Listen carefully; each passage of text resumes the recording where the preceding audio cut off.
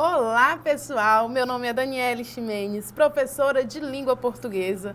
E na aula de hoje nós falaremos sobre um assunto que eu sou apaixonada, literatura. Nós teremos hoje uma aula mais teórica para você, enquanto estudante, analisar um resumo e uma resenha, obviamente, sabendo diferenciá-los, ali as pistas linguísticas que ligam a determinada obra literária. Nós falaremos de resumo e resenha de obras literárias. Então acompanha comigo aí na tela.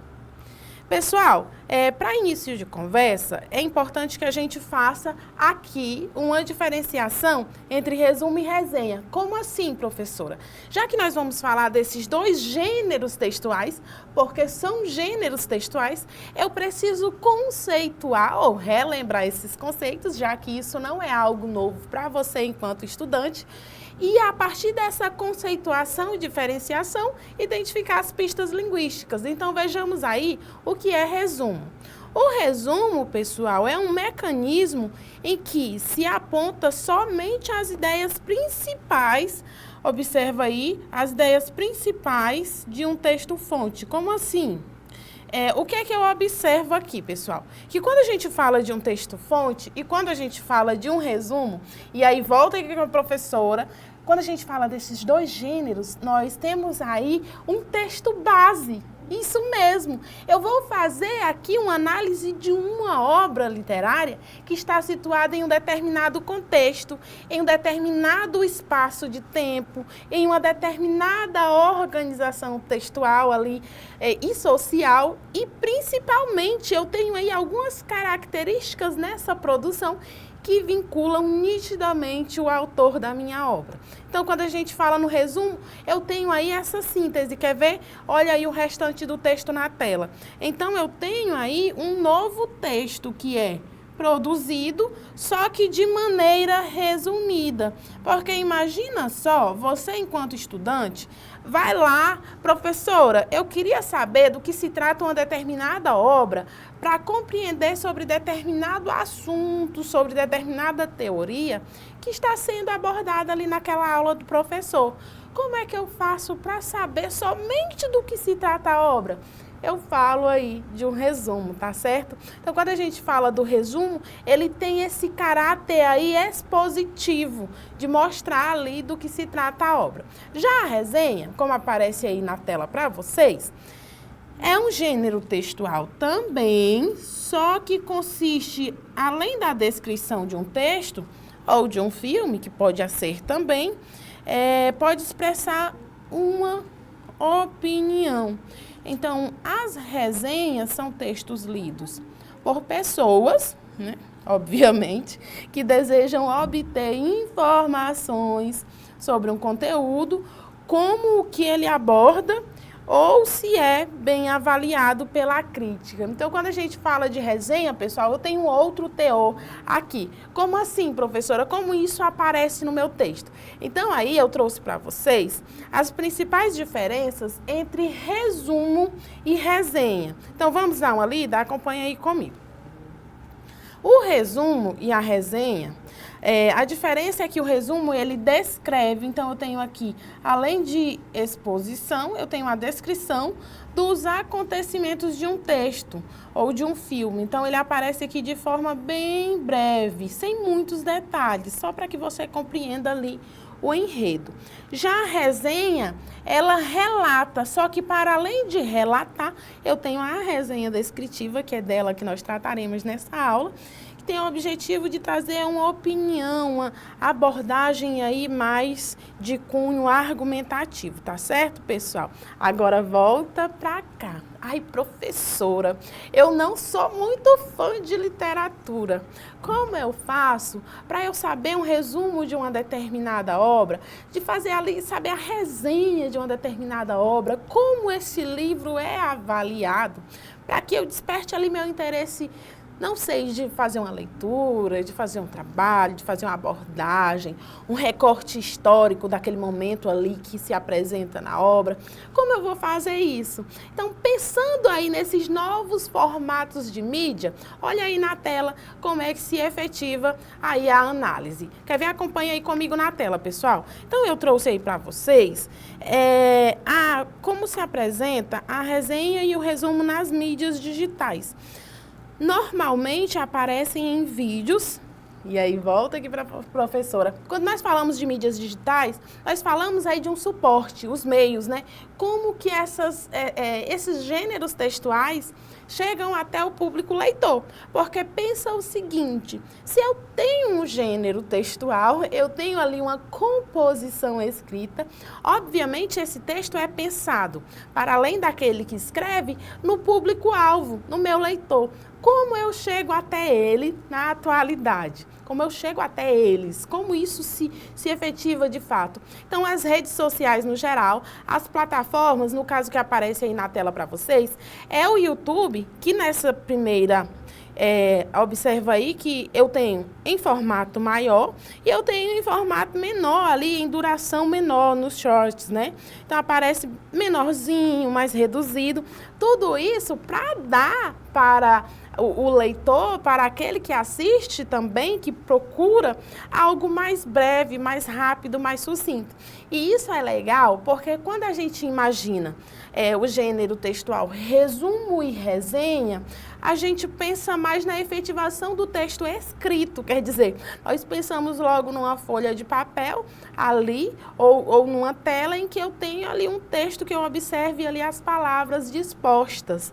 Quando a gente fala dessa nova abordagem nas mídias digitais, nós pensamos na palavra, na voz oralizada ali, na palavra oralizada. Então, é assim que se efetiva. Então, para além do que aparece aí, eu tenho outros meios em que esse resumo, essas resenhas aparecem. E aí eu trouxe para vocês aí o resumo e a resenha de uma obra que aparece na tela, que é o Guarani. Essa obra vocês já devem ter ouvido falar. Então, o romance, o Guarani, ele fazia parte do projeto ideológico estético de José de Alencar. Observa aqui que eu já devo saber quem é José de Alencar. O livro é considerado indianista e pertence ao romantismo. Então, quando a gente fala aqui, pessoal, que eu trago aqui na aula para vocês a resenha e o resumo, e eu escolho essa obra, O Guarani, eu preciso compreender em que momento histórico essa obra foi escrita, qual foi o escritor, qual o objetivo, né? Então, quando eu tenho ali um romance indianista, obviamente eu tenho no centro da minha narrativa quem? O índio. Eu tenho ali no romantismo, eu logo identifico, já que é indianista, professora, então faz parte ali da primeira fase do romantismo, da primeira geração do romantismo, isso mesmo, tá certo? E aí, em seguida, quais outras informações eu tenho aí na tela sobre a obra? Eu tenho aí a publicação inicial em formato de folhetim, ou seja, é divulgado aí um capítulo por semana, que era no Diário do Rio de Janeiro, e o romance foi reunido pela primeira vez em formato de livro, obviamente, em 1857. E aí eu trouxe para vocês, para a gente fazer a leitura, para que vocês compreendam. Volta aqui para a professora. Eu sei que o texto é longo, mas eu espero que você, enquanto estudante, acompanhe comigo e identifique aí nessa composição textual as marcas linguísticas, temáticas, ideológicas aqui, o que diferencia o resumo da resenha. Professora, porque a senhora falou de teoria. E na prática, eu, enquanto estudante, o que devo saber para escrever ou para fazer análise de um resumo de uma obra literária? Então, acompanhe aí comigo a leitura na tela. O romance tem sua ação desenvolvida na primeira metade do século XVII, iniciando-se no ano de 1604. Na primeira parte do livro, o narrador nos apresenta Dom Inácio Antônio Mariz, pai da heroína Cécia, ou Cecília, sendo este um fidalgo português que teria participado na fundação da cidade do Rio de Janeiro em 1567. Ele havia decidido permanecer no Brasil após derrotas portuguesas sofridas no Marrocos. Assim, ele fixa-se no Rio de Janeiro, em terras que foram oferecidas por Mendes Sá como retribuição a serviços prestados à coroa. A casa de Dom Antônio é construída tendo-se como modelo os castelos medievais europeus, e ele passa a viver lá com sua família, criados e outros companheiros. A propriedade fica localizada na Serra dos Órgãos, às margens do rio Paquequé, com afluente do rio Paraíba, e esse é o local em que se dará a ação do romance. A propriedade de Dom Antônio Mariz é organizada de acordo com os modelos coloniais portugueses e segue um código cavalheiresco de vassalagem medieval, sendo que os criados juram lealdade eterna a seu senhor.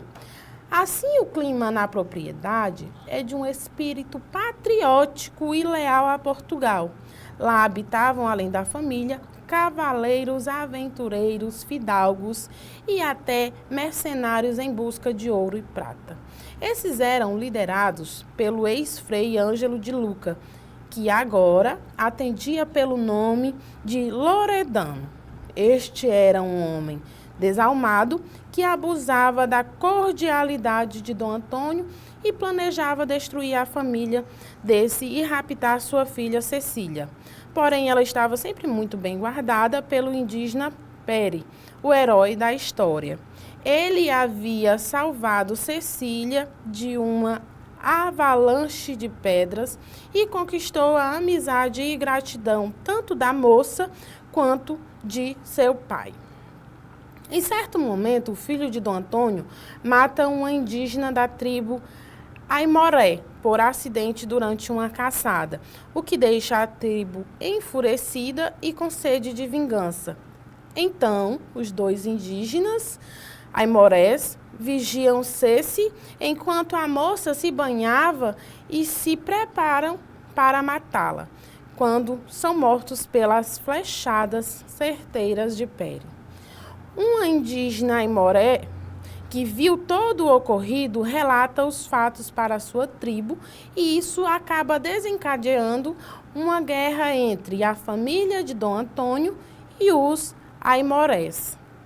Em paralelo a essa luta, Loredano continua em seu plano de destruir a família do fidalgo português e raptar Ceci. Porém, seus planos são sempre frustrados por Peri, que está sempre vigiando a moça. Além disso, tem-se a personagem de Álvaro, um jovem nobre apaixonado por Ceci, mas que não tem seu amor retribuído por ela. Mais tarde, porém, Álvaro irá se envolver com Isabel, filha bastarda de Dom Antônio, e apresentada oficialmente como sendo prima de Ceci. E aí a guerra com os Aimorés vai ficando cada vez mais intensa e Pere resolve entregar-se a um ato heróico de sacrifício, sabendo que a tribo Aimoré é antropófaga, tá? E Pere toma veneno e vai lutar na própria aldeia Aimoré. Assim, após Pere morrer em combate, os índios iriam devorar sua carne, envenenada e acabariam morrendo. Aqui, após um tempo, Ceci, que estava entorpecida com o vinho dado por seu pai, parou, agora volta aqui. Eu não vou tirar o final da história, só se você foi rápido o suficiente para tirar um print. Aqui era só para que vocês... Já passei, hein? Aqui era só para que vocês observassem como é estruturado o resumo. Como é que o resumo é estruturado, pessoal? Ele tem essa sequência descritiva, essa sequência aí mais expositiva ali dos fatos. Eu, enquanto leitora, o que é que eu percebo ali naquela descrição? Eu percebo algumas características que eu posso fazer depois uma análise literária, crítica, mas que o resumo mantém essas marcas linguísticas não opinativas, mas simplesmente de meramente descritivas, tá? E quando a gente fala da resenha, nós já falamos desse objetivo mais, como eu posso dizer, mais opinativo. Olha só aí a resenha crítica que eu tenho na tela. Diz assim: observa que eu já tenho a marca linguística, ó, em o Guarani. A literatura adquire a função de formadora de identidade nacional. Pessoal, isso aqui é uma marca linguística, né?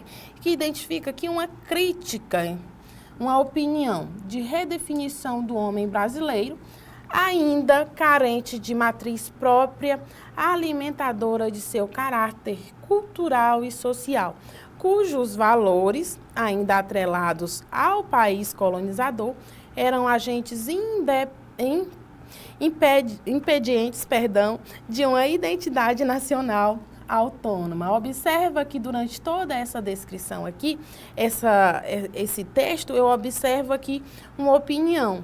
Então, é um romance de autoafirmação brasileira que busca no índio e no português nessa mistura de raças e povos com espíritos guerreiros e valorosos e vencedores, o homem genuinamente brasileiro. Pelo menos é essa a visão idealizada que o romance propositadamente tenta transmitir. Agora volta aqui com a professora. Professora, a senhora riscou ali algumas palavras.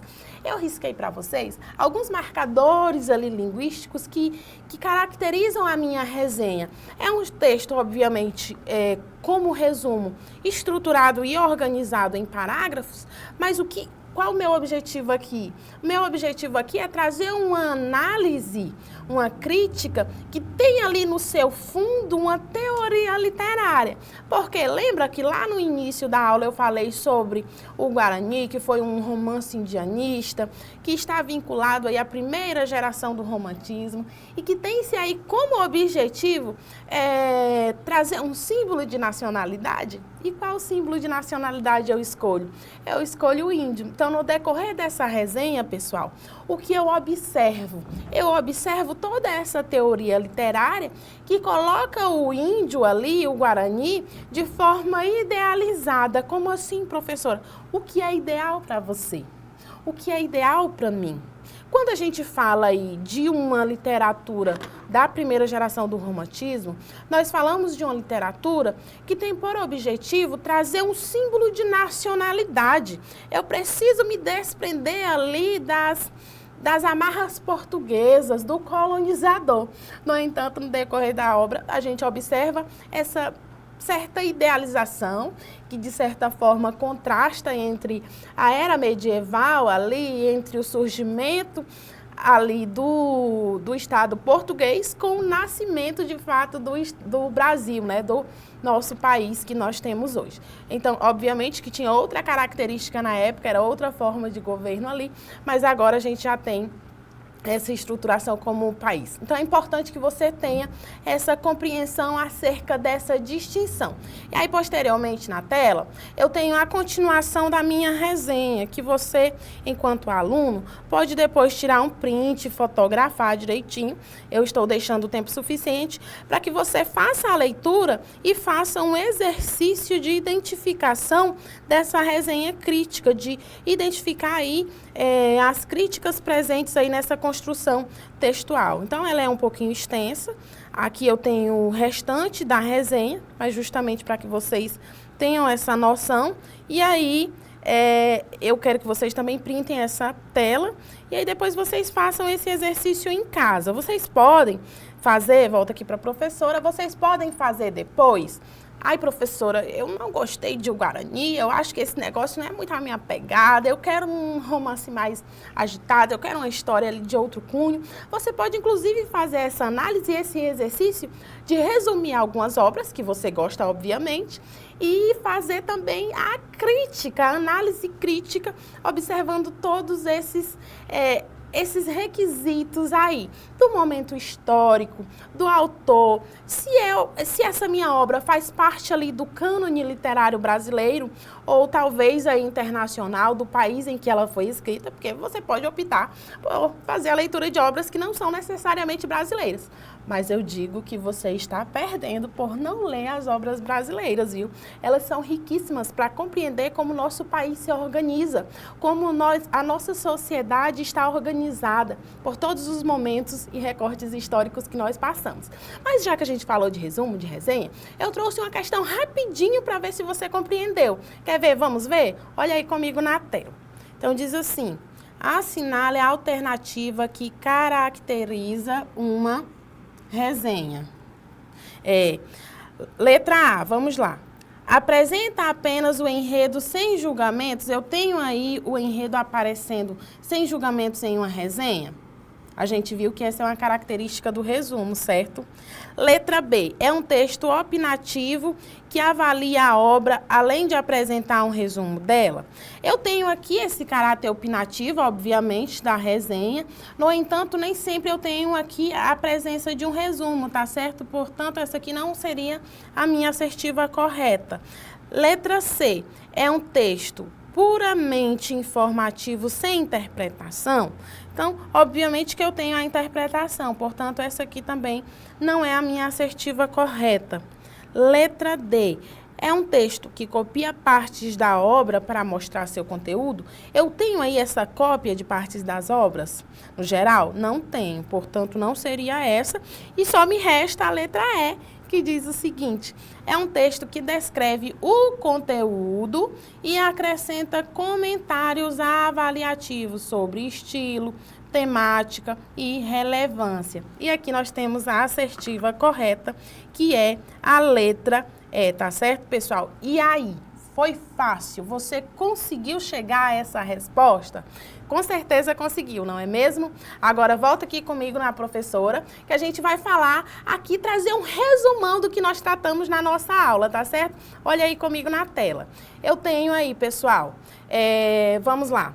Primeiro, que o resumo e a resenha são gêneros textuais distintos, mas complementares, quer dizer, um complementa o outro. Para que eu faça uma resenha, eu preciso saber ali do resumo da história. Então, o resumo ele se apresenta de forma breve e objetiva, e a resenha, por si só, ela já vai trazer ali a síntese do conteúdo e acrescentar uma análise crítica, tá certo? E quanto o resumo ele busca apenas informar sobre o que foi lido, a resenha ela já pretende ali orientar e influenciar o leitor. Professora, eu acho que eu fui influenciada, hein? Eu fui influenciada. Eu acho que agora eu vou querer fazer a leitura de algumas obras e exercitar, porque me deu uma vontade enorme de ler. E aí, você gostou da nossa aula de hoje? Nós ficamos por aqui. Eu te vejo na próxima. Tchau!